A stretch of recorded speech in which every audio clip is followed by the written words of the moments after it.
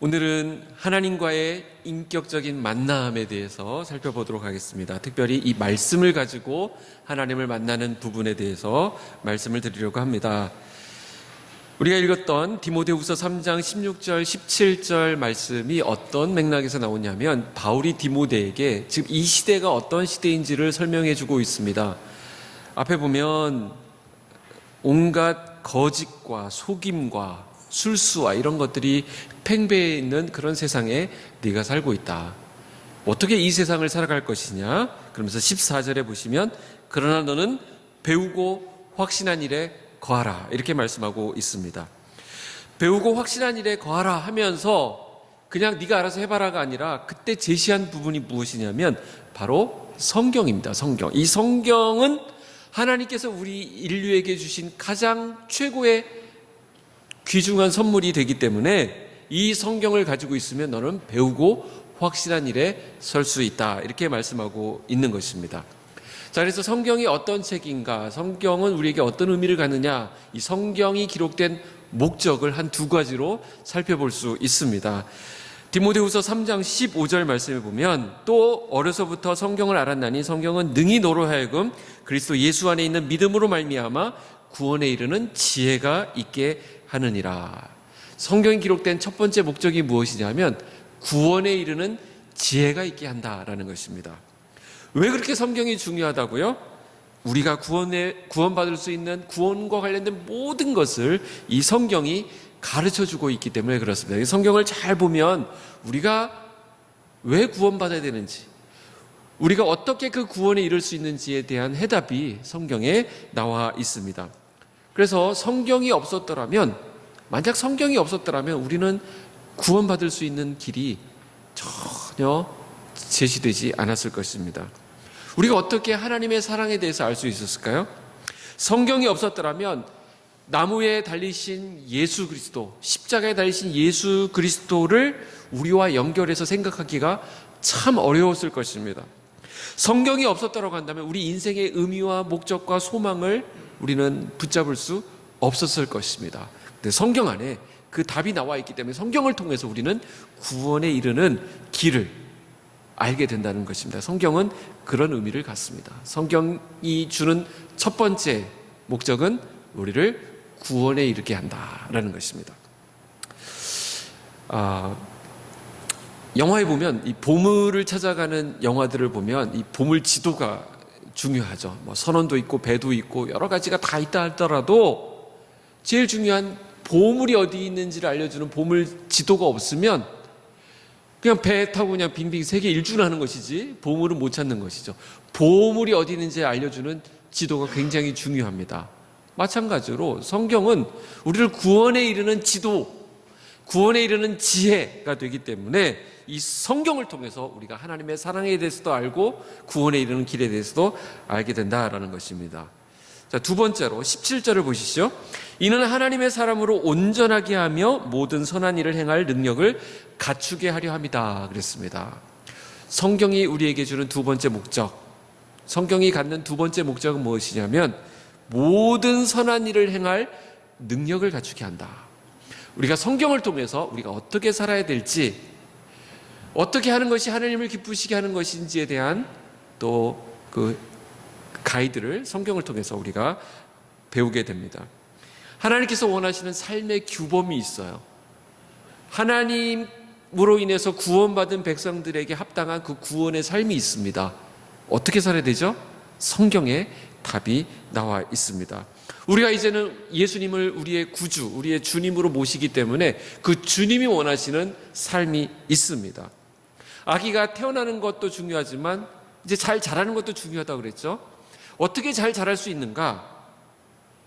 이제는 선한 일을 행할 능력을 갖춤으로써 우리가 잘 자라게 됩니다. 영적으로 그 능력을 성경을 통해서 배우게 됩니다. 자, 우리가 예수 믿고 구원받았어요. 그걸로 끝이다 이렇게 생각하시는 분들이 있습니다. 끝이 아닙니다. 구원에 합당한 삶이 있습니다. 하나님의 사람으로 살아가는 그 온전한 삶이 있는데 하나님의 뜻을 전하는, 하나님이 기뻐하시는 삶을 살아야 되는데 무엇을 가지고 그걸 판단하느냐? 바로 이 성경 말씀을 가지고 우리는 그것을 알 수 있습니다. 하나님이 원하시는 기쁘신 뜻이 이 안에 다 들어 있습니다. 물에서 막 건졌어요. 막 물에 빠져서 막 죽어가던 사람을 겨우 건져 주었습니다. 그러면 이제 육지로 나왔으면 이제 직장에도 가고 또 다른 사람도 도와주고 혹시 또 물에 빠지는 사람이 있으면 자기가 이제는 그 사람을 구할 수 있는 그 위치에 갈 수 있도록 노력을 하고 이제 뭔가 달라진 삶을 살아야 되는데 계속 그 물가에 주저앉아 있으면서 내가 저 물에 빠졌으면 어떻겠을까? 계속 거기서 10년, 20년 거기 버티고 있다 그러면 그 사람 10년 전에 그 물에 빠져 죽으나 그 물가에서 계속 죽으나 그 인생에 큰 의미가 없잖아요. 그죠? 정말 중요한 것은 구원 이후에 물에서 건진받은 이후에 삶이 중요한 것입니다. 그 삶을 어떻게 살아가야 될 것이냐에 대한 모든 선한 일을 행할 능력을 갖추게 한다라는 말은 바로 그런 뜻입니다. 우리가 이제는 하나님의 자녀로서 구원받은 자로서 어떻게 살아갈 것이냐라는 것을 성경이 말씀하고 있습니다. 자, 정리해 보시죠. 성경이 우리에게 주어진 목적, 우리를 구원하시기 위해서, 또 하나는 우리가 하나님의 자녀답게 살아가게 하기 위해서, 더 쉬운 말로, 더 통합해서 말하면 구원을 위해서 주셨고, 두 번째는 구원 이후의 삶을 위해서 우리에게 성경이 주어졌다. 이렇게 보시면 정확하겠습니다. 자, 예수님께서는 마귀의 시험을 받으실 때 이런 말씀을 하셨어요. 사람이 떡으로만 살 것이 아니라 하나님의 입으로 나오는 모든 말씀으로 살 것이다. 이렇게 말씀하셨어요. 그러니까 떡으로만 살 수 있다. 나는 떡이 제일 중요해라고 말하는 것은 세상이 주는 속임수입니다. 사람은 떡으로만 살 수가 없어요. 사람들이 그러죠. 나는 돈이 최고야. 돈만 있으면 돼. 자, 돈이 있으면 그 사람의 진정으로 행복한 풍요로운 삶을 살 수 있을까요? 나는 돈만 있으면 돼 하는 사람들이 모여 사는 세상에 우리는 함부로 거리로 활보하면서 다닐 수 없을 것입니다. 돈이 최고다. 그러면 자기 마음에 안 드는 사람이 있으면 돈을 가지고 저 사람 제거해줘. 그러면 돈이 그렇게 사람을 움직이는 거예요.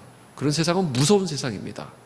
내가 아무리 돈을 많이 가져서 경비원을 두고 막 성을 쌓고 그 안에 자기를 막 철벽 방어를 하고 있다 하더라도 나보다 돈 더 많은 사람이 나를 괘씸하게 여겨서 나를 제거하고자 마음 먹으면 끝나는 거예요. 그러니까 이 세상은 돈만 있어서는 안 되고 이 세상에는 예술하는 사람도 필요하고 시를 짓는 사람도 필요하고 그림 그리는 사람도 필요하고 노래하는 사람도 필요하고 도덕도 필요하고 윤리도 필요하고 거기에 더 나아가서 거기에 진정으로 필요한 것은 생명의 양식인 하나님의 말씀이 이 땅을 주장할 때, 이 땅 가운데 소통될 때 이 땅은 살아갈 만한 세상이 되는 것입니다. 우리 인생도 마찬가지예요. 돈만 있어서 되는 것도 아니에요. 뭐 내가 어떤 사회적으로 어떤 걸 이루었다고 되는 것이 아닙니다. 이 안에 하나님의 말씀이 들어올 때 우리는 하나님 기뻐하시는 그 온전한 선한 능력을 행하면서 살아갈 수 있게 되는 것입니다. 그 말씀을 듣고 그 말씀에 순종하는 삶을 살 때 우리 안에 복이 된다라고 우리 주님이 말씀하셨어요. 자, 그러면 그만큼 말씀이 중요한데 이 성경은 어떤 책인가? 성경에 대해서 좀 알아보려고 하면 여러분이 오늘 읽었던 16절 말씀에 성경이 어떤 책인가? 아까는 성경의 그 기록된 목적에 대해서 말씀하고 있다고 한다면 이번에는 성경 그 자체의 그 특징을 말씀해 주는 말씀이 16절입니다. 16절 우리 같이 한번 읽어보도록 할까요? 시작. 모든 성경은 하나님의 감동으로 된 것으로 교훈과 책망과 바르게 함과 의로 교육하기에 유익하니. 자, 여기 보면 두 가지 중요한 성경의 특징을 알려주는 단어가 나옵니다. 하나는 뭐냐면 하나님의 감동으로 된 것으로 라고 하는 부분이고 또 하나는 이것은 우리에게 유익하다, 유익하니라고 하는 단어입니다. 먼저 하나님의 감동으로 되었다는 거예요. 성경은 하나님의 감동, 영어로 보니까 이것은 God breathed, 하나님의 숨결이 들어간 책이다라는 것입니다. 하나님의 숨이, 하나님의 숨이 이 성경 안에 들어가 있다는 거예요. 자, 하나님이 숨을 불어넣으셨다라는 것은 굉장히 익숙한 표현인데 성경에 어디에 나오죠? 하나님의 숨이 들어가셨다. 그렇죠. 천지창조 때 인간을 흙으로 빚으시고 거기에 하나님이 숨을 불어넣으셨죠. 생기를 불어넣으시니까 그 진흙이던 인간이 이제 생기가 들어가서 이런 인간이 된 것입니다. 하나님의 생기, 하나님의 숨결이 들어간 것이 바로 성경이다 이렇게 말씀하고, 하나님의 감동으로 된 것으로 바로 그 의미예요. 그렇기 때문에 우리는 이 성경을 가리켜서 생명의 말씀이다 이렇게 말하는 것입니다. 성경에 하나님의 생기가 들어가서 살아나는 어떤 장면이 하나 또 나오는데, 에스겔 37장에 보면 마른 뼈들이 즐비하게 널려 있는 그곳으로 하나님께서 에스겔 선지자를 그곳으로 보내셨습니다. 그러면서 뭐라고 말씀하셨냐면, 에스겔 선지자에게 이 뼈들을 대신해서 네가 선포해라, 대언해라 이렇게 말합니다. 뭐라고 대언하냐면, 너희 마른 뼈들아 여호와의 말씀을 들을지어다 이렇게 얘기를 합니다. 이 말을 딱 전하는 순간 아무런 소망이 없고 그냥 딱딱하게 굳어있던 그 뼈들 가운데 하나님의 생기가 들어가면서 이 마디마디가 막 맞아 떨어지기 시작했어요. 그러면서 거기 힘줄이 붙고, 그 다음에 살이 붙고 껍질이 붙고 하면서 완벽한 하나님의 군대가 되는 것을 에스겔이 환상 가운데 풉니다. 이건 뭘 얘기하죠? 하나님의 숨이 들어가면 죽은 영혼이 살아나게 된다라는 것을 말씀해주고 있습니다. 이 하나님의 말씀에는 하나님의 숨결, 하나님의 생기가 들어있다는 거예요. 그래서 모든 성경은 하나님의 감동으로 된 것으로, 우리 주일마다 여러분들이 말씀을 듣죠. 설교 말씀을 듣습니다. 이 말씀이 선포될 때마다 여러분들 안에 숨이 들어가는 거예요. 또 여러분들이 주중에 말씀을 읽지 않습니까? 묵상하지 않습니까? 지금 10-10-10 운동을 하고 있는데 하루에 10분 기도하고 말씀 보고 이렇게 하는데, 그 말씀 보는 거 그거 별거 아닌 것 같아도 여러분들이 그 10분은 정말 뭐와 같냐면, 하나님의 숨이라고 봤으면 10분 정도 그냥 심폐소생하고 있는 거예요. 그냥 그 잠깐 이렇게 읽음으로써 사는데, 그때 하나님의 숨결이 여러분 안에 들어가서 말씀이 여러분 안에 작용하고 있는 것입니다. 하나님의 감동으로 되었다는 것, 하나님의 숨이 여러분 안에 들어가는 순간이 여러분들 이 말씀을 접하고 묵상하고 읽고 말씀을 듣는 시간이라는 거예요. 또 우리 성도들과 함께 앉아가지고 이런저런 이야기를 나누면서 그 안에 하나님 이야기가 나오고 말씀이 나누어질 때 거기에 하나님의 숨이 확 돌고 있는 거예요. 하나님의 생기가 작동하고 있는 거예요. 그래서 우리의 영혼이 살아나게 되는 것이고, 우리 사랑하는 성도님을 통해서 전해 들은 하나님의 말씀을 그의 삶을 통해서 소화되고 그 삶 가운데 나타났던 그 말씀의 능력을 전달받으면서 나에게도 그 말씀의 능력이 채워지게 되는 것입니다. 성경은 하나님의 창조의 숨, 부활의 숨, 이것이 들어가 있는 책이라는 거예요. 두 번째로, 첫 번째는 하나님의 감동으로 되었다는 것이죠. 두 번째로는 성경에는 유익이 있습니다. 유익, 베너핏이라고 얘기하는데, 우리 젊은이들이, 우리 청년들이 직장을 옮기거나 직장을 구할 때 가장 많이 따지는 게 뭐냐면 베네핏이에요. 베네핏. 여기서 월급을 많이 주느냐도 있지만, 또 복지 제도가 잘 돼 있느냐, 보험을 주느냐, 또 아이들 학비는 대주느냐, 자동차를 주느냐, 집을 주느냐, 이런 것들을 따지는 것이 베네핏을 따진다 그러는데, 그런 거 굉장히 중요하죠. 성경에는 어떤 유익이 있느냐, 어떤 베네핏이 있느냐 이렇게 봤더니, 여기 보니까 16절에 교훈, 책망, 바르게 함, 의로 교육함이 있다는 거예요. 자, 교훈함이라고 하는 것은 가르친다는 거예요. 가르친다. 교훈한다는 것은 가르친다. 그 다음에 책망한다는 것은 꾸짖어 준다라는 것입니다. 여러분들, 이 꾸짖어 준다는 것은 굉장한 축복이에요. 누군가가 나를 꾸짖어 준다는 것은 내가 누군가의 보호 아래 있다, 누군가의 이 울타리 안에 있다는 것을 말해요. 아무도 나를 꾸짖는 사람이 없다는 것은 울타리가 없다는 것을 얘기하거든요. 그러니까 우리 자녀들, 부모님이 꾸짖어 주시면 그것은 나에게 유익이 되는 것입니다. 유익이. 그죠? 우리 부모 되신 분들 꾸짖으실 때 애들 잘 되라고 하는 거잖아요. 만약 내가 꾸짖지 않으면 이 애는 나가서 이 사회에 의해서 꾸지람을 받게 되니까, 그 전에 먼저 나의 꾸지람을 받는 것은 이 아이에게 유익이 된다라는 것이고, 세 번째로 바르게 한다라는 것은 교정해 준다라는 것입니다. 교정한다. 우리에게 어그러진 부분, 엇나간 부분, 삐뚤어진 부분을 하나님의 말씀이 우리를 이렇게 똑바르게 교정해 준다라는 것입니다. 마지막 네 번째로 의로 교육한다는 것은 우리를 훈련시켜 준다, 성장시켜 준다라는 뜻입니다. 자, 이런 기능이 있기 때문에 성경을 가리켜서 유익이 있다, 베네핏이 있다 이렇게 말하는 것입니다. 성경은 유익한 책이에요. 고리타분한 책이 아닙니다. 하나님의 숨결이 들어가 있기 때문에 살아있는 책이라고 말할 수 있어요. 왜 성경을 가르쳐서 살아있는 책이라고 말하느냐? 이 성경을 기록하신 분이 지금 살아계시기 때문에 그래요. 그 살아계신 그분은 이 성경을 읽는 사람에 대해서 관심이 많으세요. 누가 성경을 펴서 읽으면 하나님이 굉장히 흐뭇해하시면서 그 사람을 바라보세요. 근데 그 사람이 그 성경을 읽고 그 말씀 그대로 순종한다. 하나님이 엄청나게 기뻐하십니다. 하나님의 큰 기쁨이 되시고 이 말씀에 기록된 복을 쏟아 부어 주신다고 말씀하셨어요. 신명기 말씀에 보면 들어가도 복을 받고 나가도 복을, 이 말씀에 순종하는 사람 다 잘 되도록 하나님께서 해주시겠다고 말씀하셨어요. 근데 반대로 살아계신 그분이 지금 자기가 기록하신 그 살아있는 책을 누군가 관심도 두지 않고 팽개치고 이 말씀대로 행하지 않는다면 하나님은 그 사람을 축복하지 않으신다 그랬어요. 그래서 신명기 말씀 동일한 장에 뭐라고 되어 있냐면 들어가도 저주를 받고 나가도 저주를 받고 뭘 해도 안 되도록 하나님이 하시겠다 말씀하셨어요. 이 성경은 그렇기 때문에 캐캐 묵은 책이 아니에요. 오늘도 살아 역사하시는 생명의 말씀입니다. 어디 도서관에 이렇게 처박아 놨다가 그냥 그때 그런 일이 있었지 하는 것이 아니라 그때 말씀하셨던 그분이 지금도 살아서 역사하시기 때문에 그 말씀은 지금도 살아있는 생기 있는 말씀이기 때문에 오늘도 그 말씀을 읽고 하나님을 만나면 하나님 우리를 만나주시고 그 말씀대로 순종하면 그 말씀에 약속된 복이 우리에게 임한다라는 것입니다. 그러니까 하나님 말씀을 제쳐두고 하나님 말씀과 무관하게 살면서 하나님 말씀대로 살지 않으면서 내가 잘 되기를 바라는 것, 하나님의 복 받기를 바라는 것은 넌센스입니다.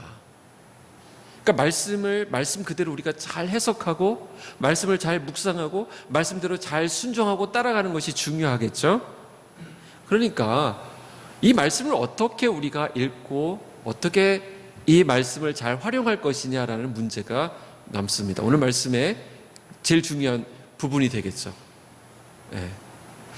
그래서 이제 말씀을 어떻게 잘 볼 것이냐라는 부분에 대해서 두 가지 방법이 있는데 그 첫 번째는 통독이에요. 통독.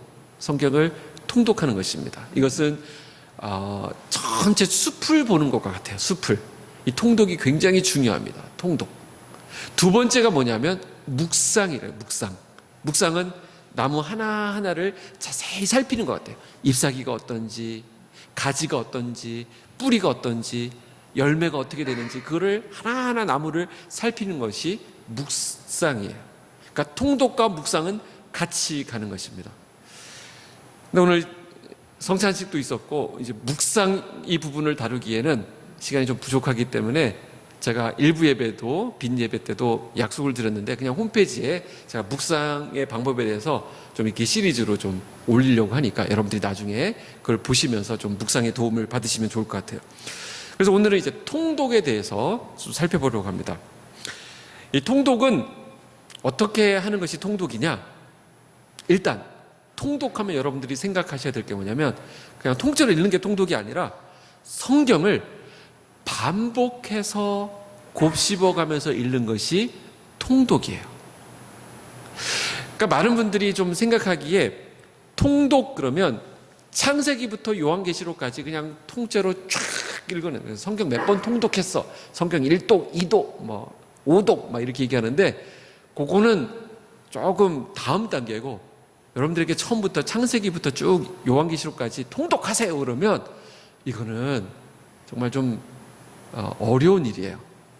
옛날 목사님들은 담대하게 성경 통독하라고 그러면서 막 몇 장 읽었냐 이렇게 했는데 저는 마음이 좀 너무 여려가지고 그렇게는 못하겠고 통독하세요 그러면 어떻게 하는 거라고요? 반복해서 읽는 것이다. 이거를 여러분들이 먼저 머릿속에 집어넣으시면 좋겠어요. 자, 그런데 통독은 어떤 부분을 반복해서 읽는 거기 때문에 좀 전략을 가지시는 게 좋겠어요. 그래서 제가 잘 사용하는 방법을 썼으면 좋겠는데, 먼저 성경은 전체적으로 예수님에 대해서 기록한 책이라는 사실을 여러분들이 기억할 필요가 있습니다. 구약 성경이 되어 있는데, 구약 성경은 앞으로 오실 예수님에 대해서 기록한 책이고, 한마디로 요약하면 신약 성경은 오신 예수님, 이미 오신 예수님에 대해서 기록한 책이에요. 그러면 구약 신약 통틀어서 주인공이 누구라고요? 예수님이라는 것을 알 수 있죠. 그러니까 예수님에 대해서 가장 잘 소개한 책부터 읽어가시는 게 좋겠어요. 근데 그게 어떤 책이냐 그러면, 예수님에 대해서 가장 잘 소개한 책은 마태, 마가, 누가, 요한복음, 이 복음서예요. 복음서에 예수님이 친히 이 땅에 오셔가지고 예수님이 하신 일들이 기록된 책이잖아요. 근데 마태, 마가, 누가복음을 공간복음이라고 하고, 그 다음에 나온 요한복음은 또 다른 관점으로 쓰여졌는데, 그래서 요한복음을 먼저 읽으시면 좋겠어요. 요한복음에는 예수님이 내가 누구다라는 것을 밝히시는 부분이 굉장히 많이 나옵니다. 그래서 우리 교회 개척해서 처음에 선포되었던 말씀 중에 하나가 요한복음에 예수님은 내가 누구다라는 말씀이었던 거 기억나시죠? 나는 선한 목자다. 나는 포도나무다. 나는 길이요 진리요 생명이다. 이런 말씀 드렸던 기억나죠? 그러니까 예수님이 자신에 대해서 소개한 책이 요한복음이기 때문에 요한복음을 한번 집중해서 반복해서 읽어보는 게 좋겠습니다. 반복해서 읽는다는 건 2번, 3번 읽는 것도 물론 들어가고, 좀 번역본이 좀 쉽게 번역된 번역본들이 있습니다. 쉬운 성경이라든지, 우리 주일학교 학생들이 있는 쉬운 성경이라든지, 현대인의 성경이라든지, 새번역 성경이라든지, 이런 성경을 보면 성경을 더 쉽게 자세하게 읽을 수 있는, 반복해서 읽을 수 있는 좋은 그런 도구들이 됩니다. 혹시 여러분들 가운데 영어가 좀 편하신 분들이 있으면 영어 성경으로 읽어서 좋겠어요. 영어 성경으로 보면 또 새로운 그 맛이 있습니다. 그렇게 해서 요한복음을 깊이 읽다 보면, 이제 마태, 마가, 누가복음은 또 어떻게 예수님에서 기록하고 있지? 복음서를 읽게 되고, 그 다음에는 어디로 넘어가냐 하면 사도행전.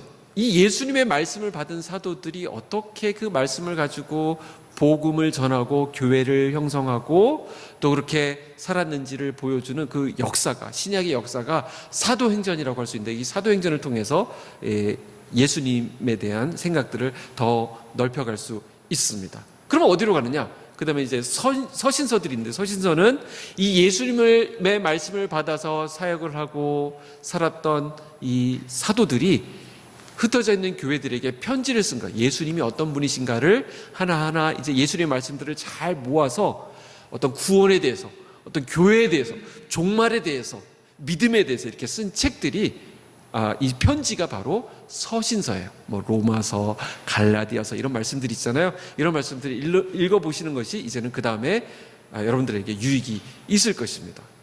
그러고 나서 이제 요한계시록까지 이렇게 한 다음에 이제 구약으로 가는 거예요.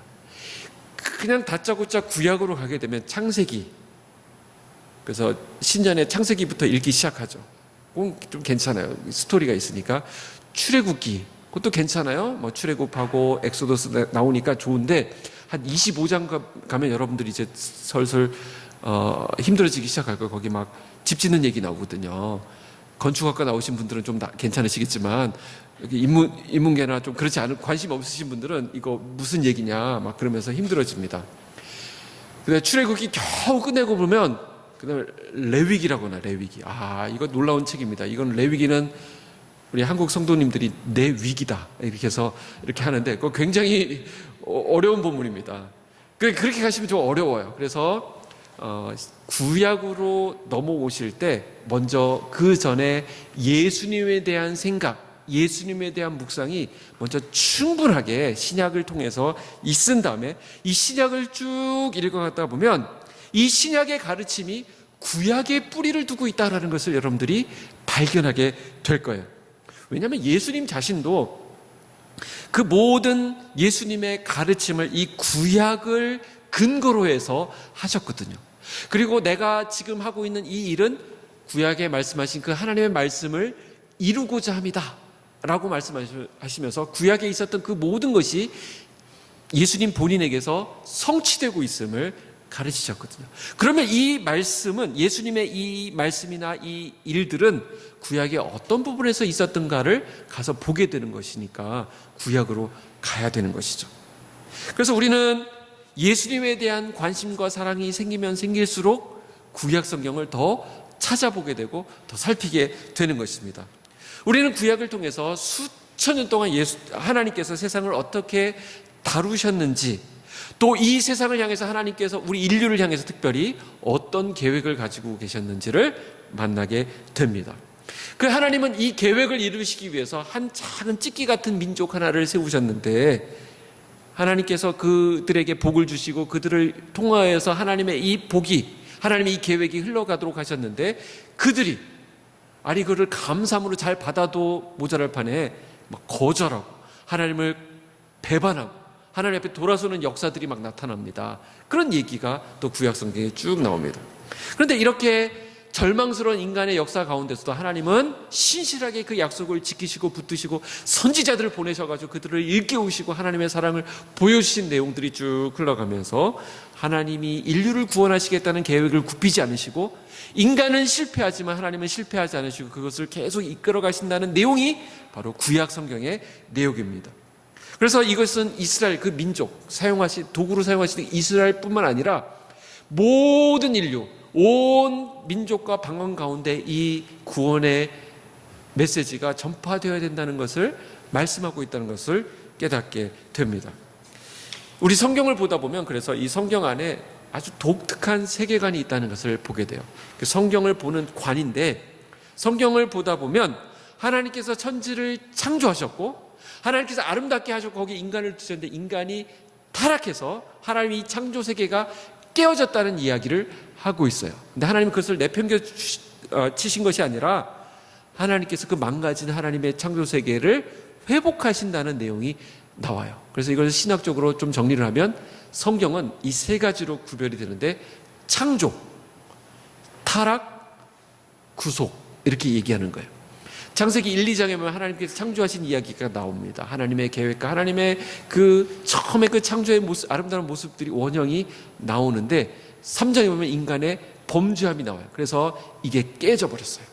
인간도 하나님의 형상대로 지음을 받았지만 인간도 망가져 버렸어요. 하나님의 형상이 파괴됐어요. 근데 하나님께서 이들을 내버려 두지 않으시고 구원하신다는 내용이 창세기 3장 15절부터 쭉 나옵니다.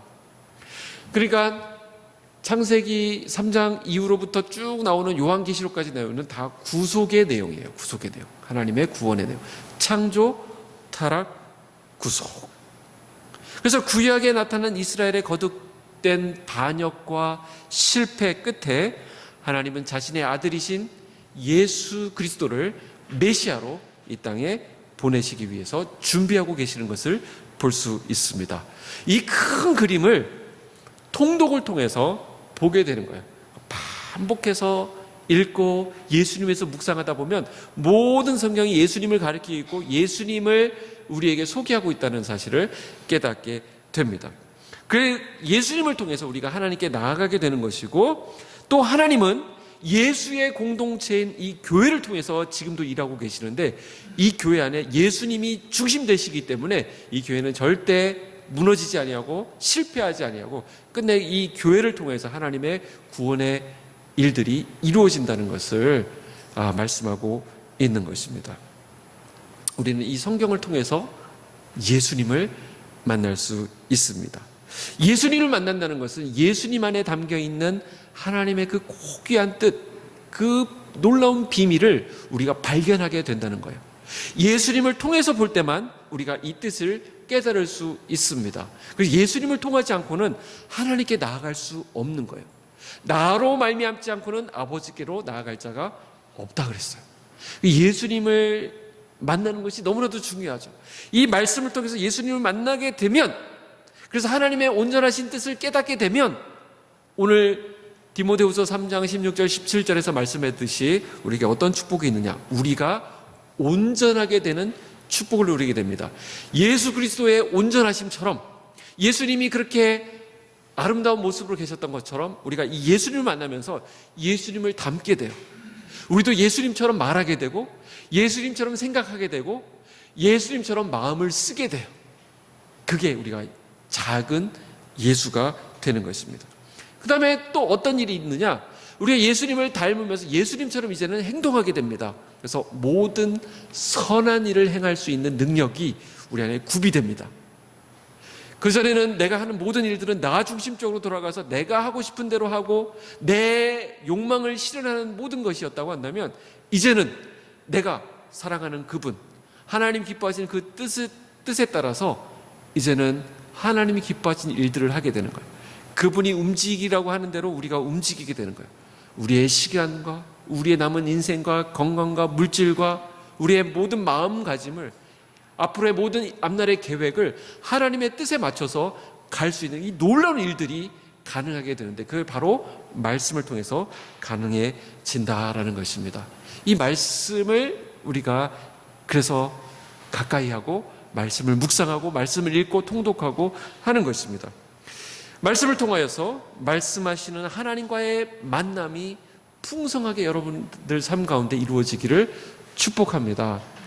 그래서 옛날 우리 어른 목사님들이 계속 말씀 끝날 때마다 하는 것이 말씀, 기도 이렇게 얘기했는데, 저는 옛날에 그 말씀 들으면서 또 저 얘기하시는구나. 맨날 설교를 이렇게 마무리할 게 없으면 저걸로 그냥 때우시나 보다 이렇게 생각을 했어요. 근데 이제 제가 교회를 개척하고 담임을 하고 매주 설교를 하다 보니까 그거 외에는 답이 없어요. 말씀 보자고. 그래서 제가 다른 얘기하기 전에 뭐 성경 스토리 얘기, 뭐 다른 얘기하기 전에 여러분들이 먼저 말씀과 친해지고 말씀을 여러분들이 읽고 말씀을 통해서 여러분들이 직접 은혜를 받는 것이 그 무엇보다도 중요하구나라는 그 놀라운 비밀을 이제서야 깨닫고 지금 저도 부랴부랴 말씀을 드리고 있는 것입니다. 말씀을 통하여 말씀하시는 하나님과 인격적으로 만나는 은혜가 있기를 축복합니다. 또 하나님을 통해서, 하나님이 들려주시는 그 말씀을 통해서 하나님이 우리 안에 하기 원하시는 그 선한 일들이 우리 안에 풍성하게 또 나타나기를 축복합니다. 기도하겠습니다.